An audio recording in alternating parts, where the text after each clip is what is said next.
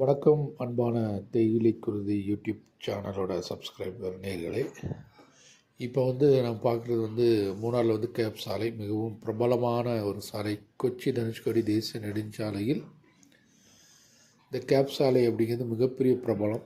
இதில் பல நல்ல காரியங்களும் நல்ல நிகழ்வுகளும் இருக்குது, மோசமான நிகழ்வுகள் இருக்குது. இந்த பகுதியில் தற்பொழுது சாலை ஓரங்களில் இது மாதிரி புல்கள்லியில் இது மாதிரி ஒரு ரெட்டிஷாக ஒரு பூ பூத்துருக்கு. இதோட பேர் அப்படின்லாம் என்னன்னு தெரியாது. இதெல்லாம் பார்க்கையில் மிக அழகாக இருக்கும். நீங்கள் இது கேமரா அவ்வளோ குவாலிட்டி இல்லாதனால அப்படி இருக்குது. நீங்கள் நல்ல கேமராவில் எடுத்திங்கன்னா மிகவும் அழகாக தெரியும்.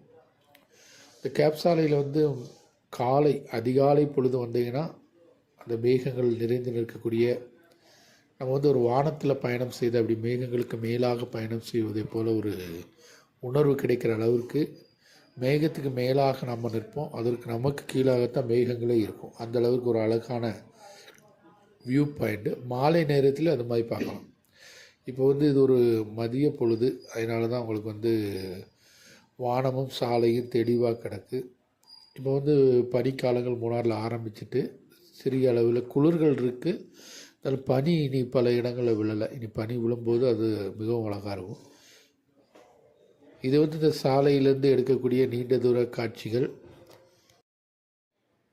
இது அந்த கேப் சாலை வியூ பாயிண்ட்லேருந்து எடுக்கப்பட்ட காட்சிகள். இது இந்த சைடு பார்த்திங்கன்னா பைசன் வேலி உட்பட உள்ள பல்வேறு ராஜாக்காடு, ராஜகுமாரி, அந்த மாதிரி நீண்ட தூர காட்சிகள்ங்கிறது நம்ம பார்க்கல தெரியும், கேமராவில் தெரியாது. இருந்தாலும் இந்த வியூ மிகவும் அழகாக இருக்கும். இப்போ நீல வானம், அந்த பச்சையாக இருக்கக்கூடிய மலைநிரைகளின் மேலாக அந்த நீலம் போர்த்தப்பட்ட ஒரு நீலத்தின் போர்வை போல் காட்சி அளிக்குது. அதனால தான் உங்களுக்கு அந்த நீண்ட தூரத்தில் உள்ள காட்சிகள் அவ்வளோவா தெரியல. இதெல்லாம் பார்க்கையில் தெரியும், இந்த கேமராவில் எடுக்கையில் அவ்வளோவா தெரியாது.